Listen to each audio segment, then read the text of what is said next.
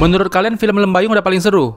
Sabar, ini lebih seru. Hai guys, aku mau review film horor Indonesia terbaru, Panggonan Wingit 2 Miss K yang masih tayang di bioskop. Baru tayang di bioskop, yang mungkin jadi horor penutup di akhir tahun 2024 ini. Nah, waktu pertama kali trailer film ini muncul, orang-orang tuh pada antusias karena record film pertamanya yang katanya lumayan seru, lumayan bagus. Jujur aku nggak nonton film Panggonan Wingit yang pertama, yang versi Luna Maya dan Dario Sinathrya. Tapi setelah aku nonton film Panggonan Wingit 2, dan aku nonton trailer Panggonan Wingit 1 di YouTube, itu konsep dan treatment filmnya nggak jauh beda guys. Jadi yuk kita langsung bahas aja tentang filmnya. Bercerita tentang Alma yang diperankan Cinta Laura. Dia memilih untuk bekerja sebagai manajer operasional di sebuah apartemen di Surabaya, di mana apartemen ini menyimpan sebuah kisah kelam yang nggak diketahui oleh semua orang. Alma dengan adiknya Mia tinggal di apartemen itu karena Alma butuh pekerjaan dan mereka harus pindah ke Surabaya. Karena mereka juga diajak oleh pacarnya si Alma, yaitu Ryan. Karena pada waktu itu ibunya Alma udah meninggal dunia dan bapaknya diketahui itu udah pergi sejak mereka umur 7 tahun. Mereka punya kehidupan yang cukup sulit di kota lamanya, makanya mereka ini memutuskan untuk pindah ke Surabaya.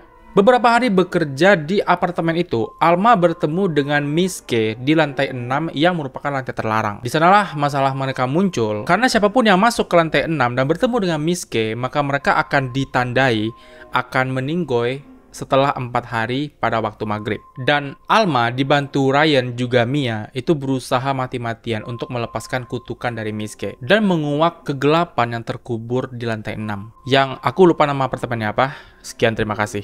Review section. Respon pertamaku setelah selesai nonton Panggonan Wingit 2 Miss K ini, keren banget. Rasanya durasi film ini hampir 2 jam, tapi nggak ngebosenin sama sekali. Jalan ceritanya jelas dan padat.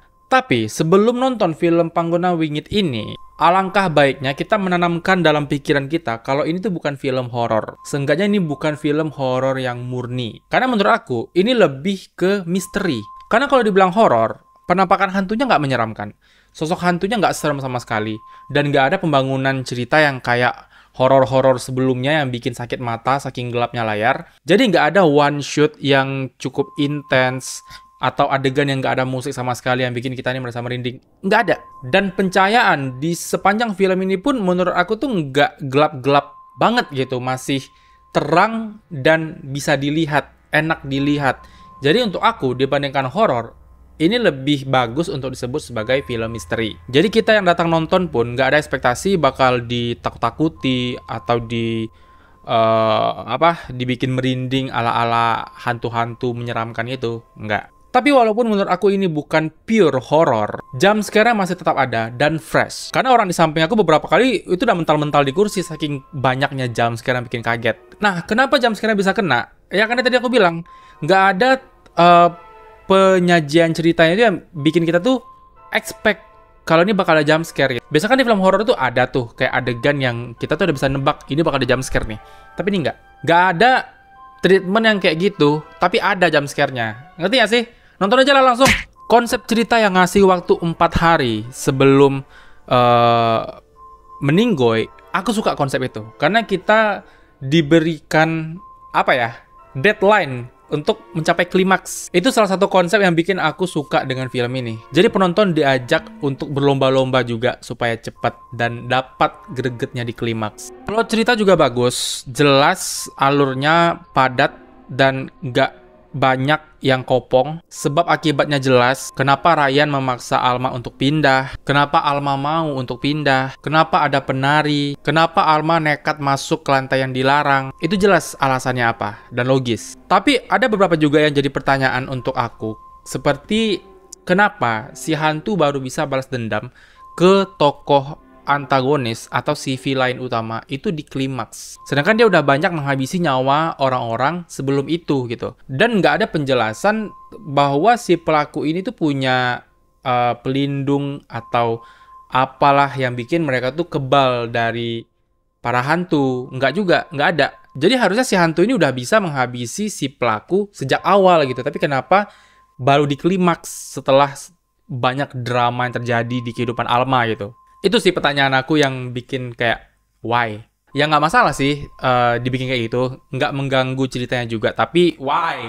Nah, komedi. Jangan salah kalian, film ini juga ada bumbu komedinya. Tapi bukan komedi-komedi jawaban-jawaban refleks ala OVJ gitu ya. Ini mungkin nggak disengaja bakal dilucu-lucuin, tapi jadi lucu. Karena ini filmnya misteri horor tadi aku bilang. Contoh paling ngakak itu adalah karakternya Pak Dukun. Setiap karakter Pak Dukun itu aku selalu ngakak, nggak tahu kenapa. Dan yang bikin juara di film ini selain acting para pemainnya, apalagi kalau bukan klimaksnya. Seru banget actionnya, berantem-berantemnya, main-mainin pisaunya, kejar-kejarannya, bener-bener berhasil bikin greget. Nggak menye-menye adegan jatuh, kesandung, timpuk, apalah. Nggak ada, kita bener-bener dibuat sesak napas dan nggak ada waktu buat bernapas. Saking serunya klimaks itu gitu. Keren lah pokoknya. Setelah nonton trailer Panggona Wingit 1 dan nonton film Panggona Wingit 2, untuk aku pribadi, Panggona Wingit bisa menjadi film Indonesia yang bakal dinanti. Karena mereka punya ciri khas tersendiri di dunia perfilman Indonesia. Konsepnya mengangkat tentang gedung angker yang ada di Indonesia. Yang gedung itu berdasarkan gedung asli yang benar-benar ada ya guys. Karena memang kita di-highlight di film ini kalau ini berdasarkan kisah nyata. Tapi aku nggak tahu detail film yang disajikan itu beneran nyatanya kayak gitu. Karena aku rasa kayak kurang masuk akal kalau ada adegan tempat terbangan, kayak manjat-manjat atap gitu. Itu kayaknya enggak sih. Tapi lebih ke gedungnya itu beneran asli. Terus kisah legendanya bener-bener asli. Contoh kalau kayak di Panggona Wingit 2 ini ada hantu perempuan dan anak kecil. Itu beneran ada di kisah nyatanya. Tapi detail yang terjadi di film itu aku nggak tahu. Itu beneran asli begitu atau enggak. Apakah orang yang bernama Alma ini memang ada, Ryan ini memang ada, aku nggak tahu. Dan film ini mengangkat tema menghitung mundur hari sebelum hari penghakiman, hari penghukuman. Orang yang kena kutuk itu bakal hilang nyawanya setelah sekian hari gitu. Kalau di film pertama itu 3 hari di tengah malam. Kalau ini 4 hari waktu maghrib. Nanti yang ketiga nggak tahu, subuh atau pas isya nggak tahu. Jadi konsep filmnya ala-ala film The Ring dan film Smile. Ya, karena memang hantunya kulihat mirip juga sih kayak Samara di film The Ring. Oh ya, adegan Mia nari di dalam tempat latihan nari. Itu aku rasa dapat inspirasi dari film pendek The Ballerina, kalau misalnya kalian udah pernah nonton. Jadi bayangan di cerminnya itu melakukan sesuatu yang bikin tubuh aslinya juga merasakan sakitnya gitu. Ya, untuk aku pribadi, aku bakal menanti film Panggona Wingit 3 sih. Semoga tahun depan. Karena jarak yang pertama dengan kedua tuh cuma setahun. Dan semoga tahun depan udah jadi nih Panggona Wingit 3. Aku menantikan Pak Guntur Suharjanto.